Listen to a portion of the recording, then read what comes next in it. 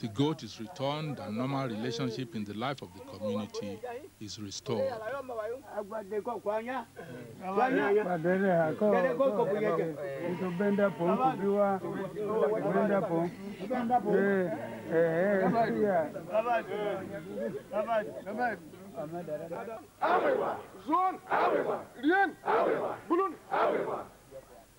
The 8th grade formed a strong arm of the administrative and judicial systems.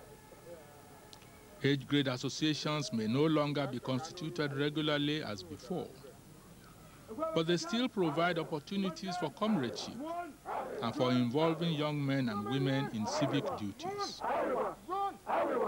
They also still perform quasi-judicial functions in cases involving traditional institutions, which the regular courts cannot fully appreciate. For who else would fully adjudicate in a dispute involving a communal masquerade and an individual? Even in contemporary times, the initiation of young people into the 8th grade association ensures continuity. It provides an opportunity to educate the young ones on their civic responsibilities and some of the moral values that society expects of them. 8th grade associations have continued to be a reminder of the political system of decentralized societies. It has continued to build up interlineage cooperation and to encourage popular civic participation.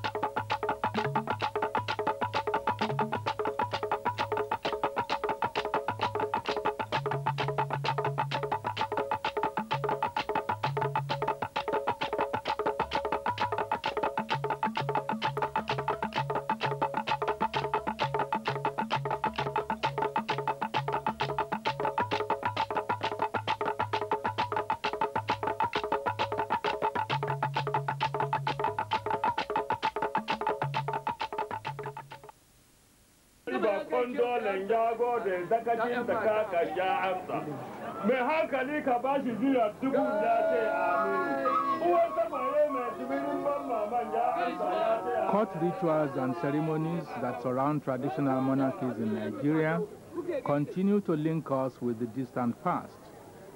Such monarchies are widespread and cut across ethnic frontiers. Most of the older ones are in the pre-colonial centers of powerful kingdoms and empires. The complex political systems which they developed have come to constitute a significant portion of our common historical heritage.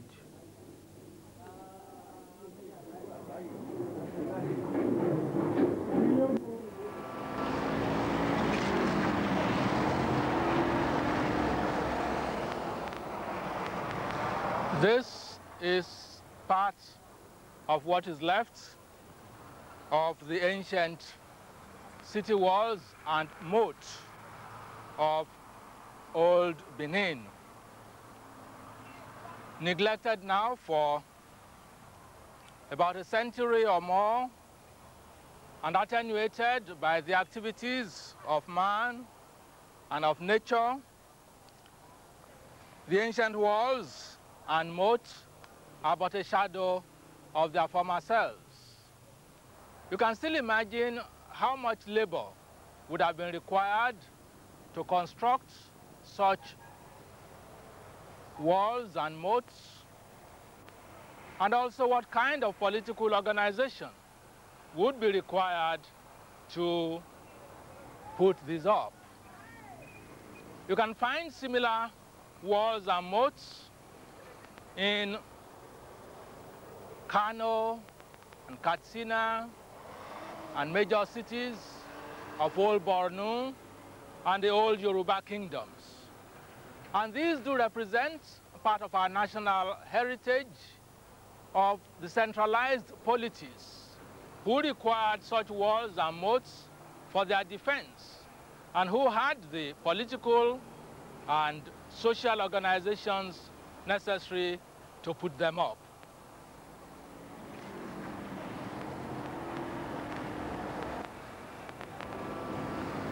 The Benin moat remains a monument to those Edo warrior kings and empire builders who spread the Benin influence in various directions of Nigeria and the West African sub-region. As a result, Benin cultural impact is still very much evident among various groups and various places in Nigeria.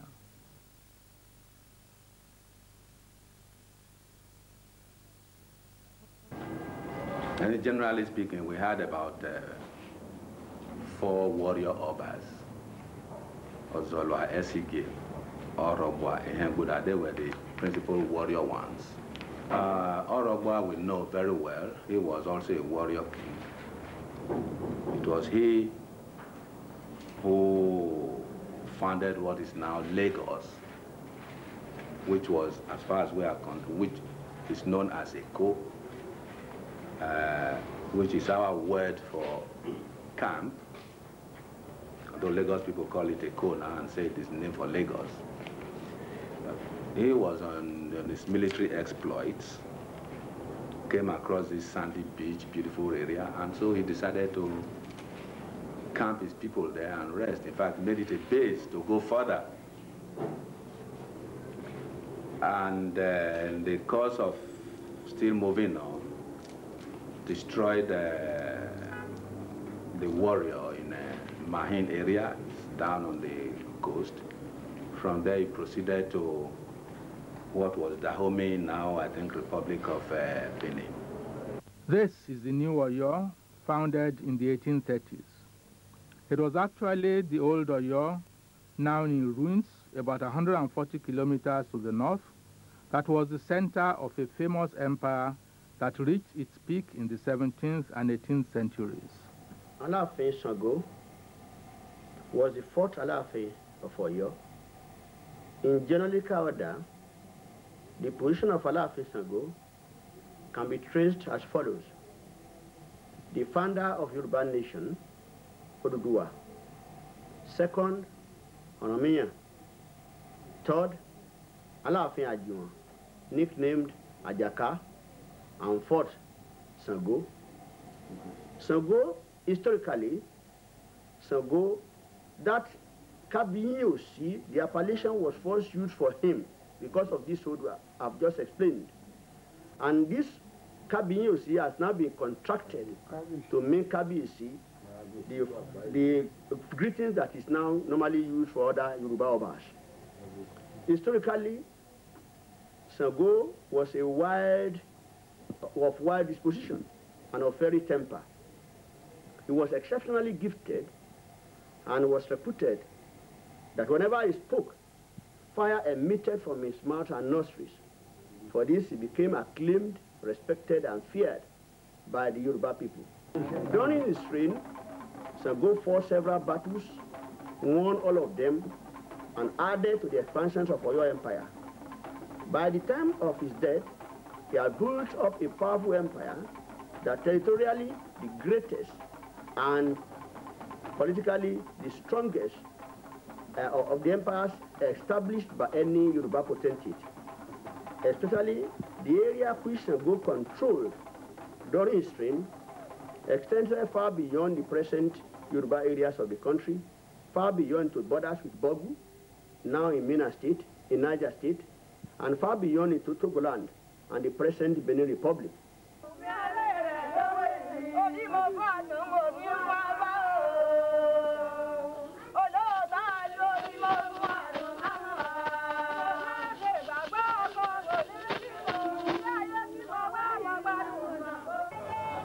Kano became an important emirate in the Sokoto Caliphate at the beginning of the 19th century. While some traditions may single out epoch-making rulers, to the emir of Kano, each ruler stands on the shoulder of his ancestors or predecessors. The tradition of state building is a continuous process. It's very difficult to choose or to mention one, because this is a continuous process of building and helping and ruling the country. Everyone who comes will give his contribution, and I think it is a system of continuation that people who comes will contribute, and after they have gone, another one will come and contribute in different way. So it's very difficult to mention one person who will say will have done more than any other one. Thank you very much. The nature of monarchy has been transformed to a large extent by Islam and to a limited extent by Christianity. But some common features persist, reaching back to the pre-Islamic and pre-Christian culture. All the centralized monarchies in Nigeria are sacred in some way or the other. Sacred both in the sense that they rule by divine authority, sacred also in the sense that in their own persons they share part of the divinity. None is more so than the Ata of Igala, who, when he first met Europeans in the 19th century, told them categorically that he was a regent of God on earth. Of course, many changes have since taken place. Since then, the Ata is now a Muslim. Many aspects of the palace we can see have been modernized. Nevertheless, the sacredness of the institution of monarchy in Igala can still be seen in the rituals that surround the ruler, which still survive in spite of changes in religion, as well as in the traditional regalia, which he wears on ceremonial occasions. Among the Jukun of Wukari, where the monarch remains more traditional, even the empty throne is as revered as the monarch himself. Before the Aku or his empty throne, the highest ranking chiefs symbolically spray sand on their heads in homage.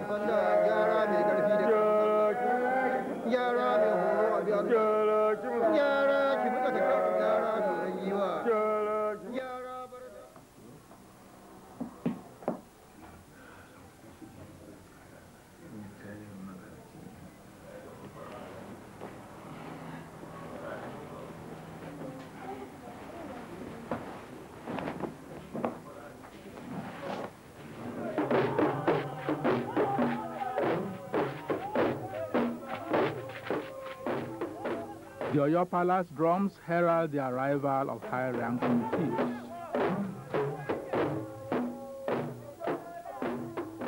In ways similar to the Jukun tradition, and in reverence to the monarch, the chiefs removed their gowns, caps, and footwears before they approached the seat of power.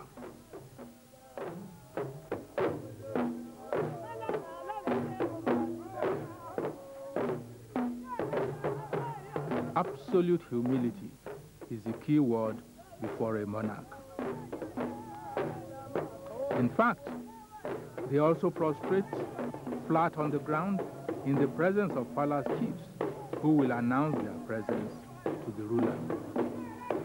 The Alaafin of Oyo inherits the attributes of divinity, which in Yoruba belief means death, and second only in commands to God. When an Alaafin elect is being inducted in the office, he assumes these attributes and powers, and hence is known as Ọmọ Ikú, Ọmọ Àrùn, Ọmọ Òfò, Ọmọ Àdábálé, Ọmọ Àdábòde, Ọmọ Ikú tí pọ́mọ tí ìyá rẹ̀ ṣàṣe fún, literally meaning son of death, son of mystery, son of predicament outside, son of predicament inside. Death itself that kills in return for which the mother pushed for. That is, in theory, the Alaafin has absolute power. Aku jirkuna sun aje shi shine yana biye da Ubangiji, saboda duk abubuwan da za su yi da iko da menene duka an dankawa sarki a hannu, bayan da shi Ubangiji yana sama ba ganinsa. Dalili kenan jirkuna suna kira Allah Chido.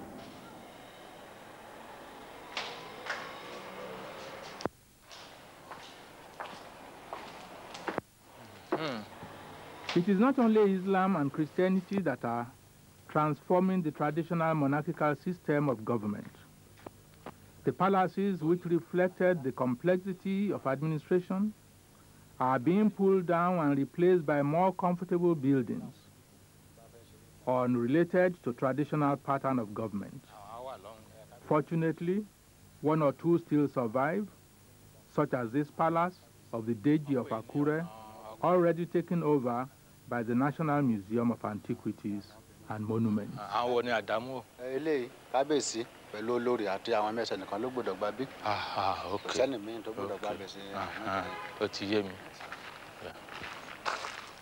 Beyond these public apartments of the palace lie the private rooms of the MSA, that is to say the palace officials, of whom my guide is one, as well as the apartments of the wives, the Olori, and of course the monarch himself and his immediate relations. The complex nature of this palace represents, to some extent, the complex nature of the administration, because there are separate areas for ceremonial occasions when chiefs come to pay homage. There are special areas for swearing and taking oaths and performing judicial functions. There are areas for administrative and different areas for consultative functions, and so on. This arrangement also represents the sacred nature of the monarchy, in the sense that he is remote from the people and he is surrounded by this complex structure of administration. The monarchy here, of course, like other Yoruba monarchies, derived from Ife, but also has strong influences from Benin in the structure of the chieftaincies and so on. In the olden days, of course, the Oba had sway over the whole kingdom. But of course, everybody knew it was not going to be an easy thing. So certain classes of chiefs here, senior ones, are put in charge of certain groups of villages in the districts. Up to the early reign of my father, some of the senior chiefs were still looking after their own various areas.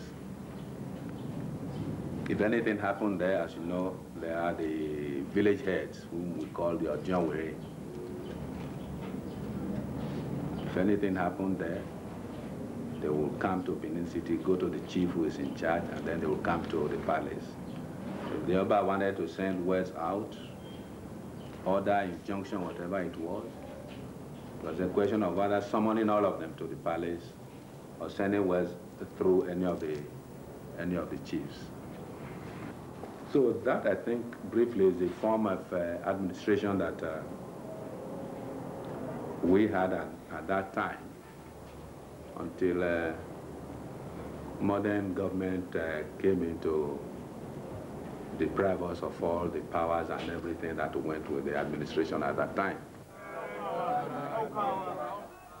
In the Hausa Fulani Emirates, Islam has transformed the basis of the monarchy. However, the pattern of administration remains similar. Government is still by a hierarchy of chiefs and officials responsible to the ruler.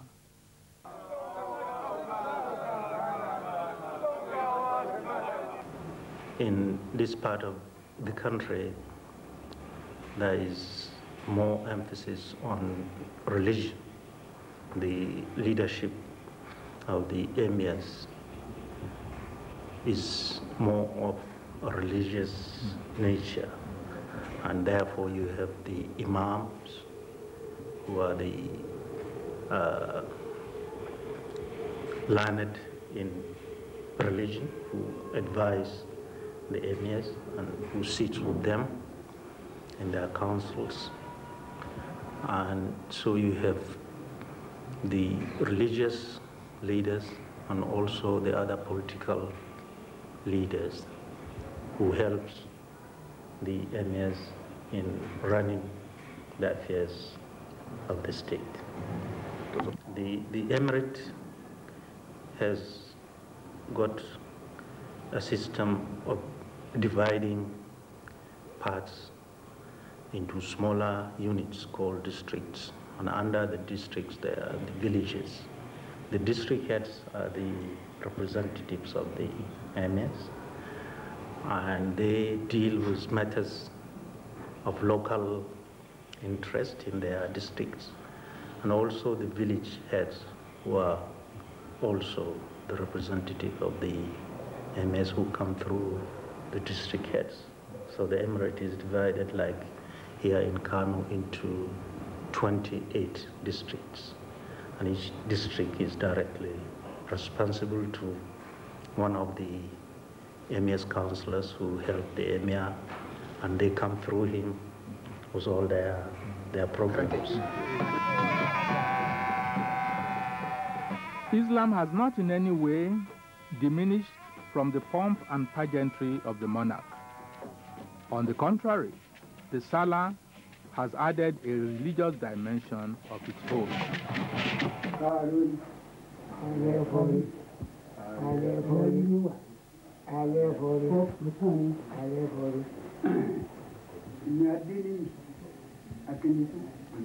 The effectiveness of the traditional monarchical system was hinged on absolute humility and loyalty of the chiefs to the monarch. As in Oyo here, this loyalty was not an issue that the monarch always took for granted. In fact, it had to be reaffirmed from time to time by the Oyomisi, the Council of Chiefs and Kingmakers.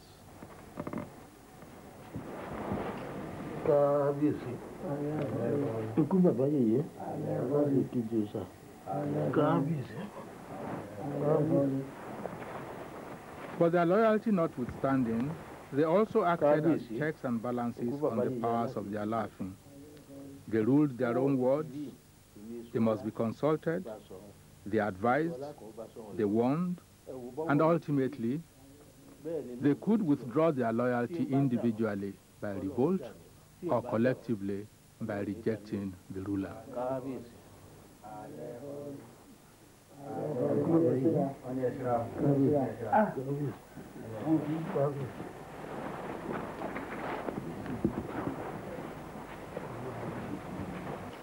While talking about the pomp and pageantry of office and the sacredness of royal power, I think we should also draw attention to the checks and balances that limit the absolutism of this power. Usually, it is members of the traditional council whose offices impose upon them the responsibility to warn and check, and in some cases, even the power to compel the ruler to follow their advice. In other cases, it is the power of religion, the Sharia, the Quran, that limits the power of the ruler, because malams and learned men could challenge a ruler for not keeping to the tenets of the Quran. In times past, the sanction could be extreme, like these parrot eggs, which put in a calabash could be given to the ruler of Old Oyo, which meant that he would have to go to sleep and commit suicide.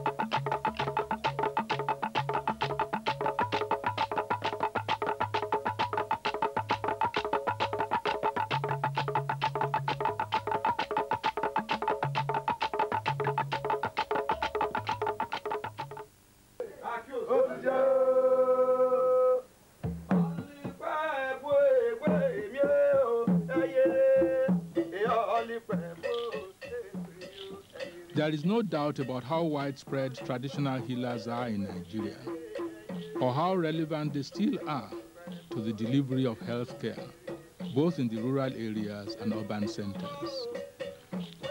They not merely survive, they flourish, partly because they are more readily available than Western-type doctors and other medical personnel. It is also because they are usually less expensive and therefore more affordable. Perhaps most importantly, it is because deep down, many Nigerians still have more confidence in them and prefer their approach to healing.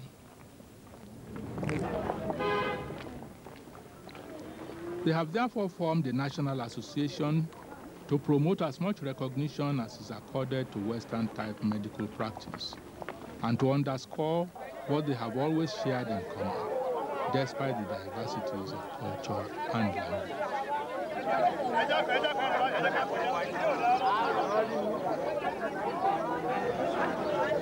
The Nigeria Association of Medical Herbalists is a very big organization. We try to unify all traditional doctors in the country. The practice of traditional medicine is the same all over because we all use herbs, mineral salts, and animal parts. The only difference we say is in the morphological variation of herbs. But in the north, you may get some herbs giving you a different appearance. In the south, the same herb may give another appearance due to the condition of the soil and the climate of the place the herb grows. But the medicinal properties of herbs are almost the same. So that I wouldn't say that there's any great difference in the practice of traditional medicine. Only the method of preparation may be a bit different, but there's no difference too because we prepare our medicine in decoction, in concoction, in powder form, in incision form, at times soup, at times ointment. The preparation is almost the same, but the appearance of leaves may be a bit different, but the ingredients is just the same. There is no difference at all.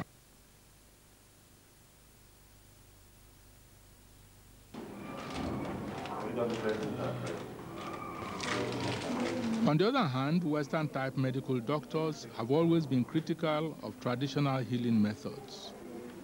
Such criticisms are based on Western characteristics of medical practice, which are lacking in traditional practice. Western medical approach is highly organized and empirical. Wards are clearly demarcated for gender, age, and different types of illnesses. Patients are physically examined against the background of documented symptoms, which form the basis for prescription of drugs or surgery. Sophisticated equipments have removed diagnosis from the realm of guesswork. There is specialization and expertise in the process of diagnosis and prescriptions. With these lacking, traditional medical practice is seen as far removed from the world of science. There are some practices by certain groups of traditional healers which Orthodox medicine regards as unethical. I'll give 2 or 3 examples. One, when a child is given cow's urine to drink, that naturally is quite unacceptable to Orthodox medicine. When a child who is convulsing or who is having epilepsy is deliberately and the feet are put in fire to wake him up, we don't find that acceptable. Because apart from the fact that you could do the child an irreparable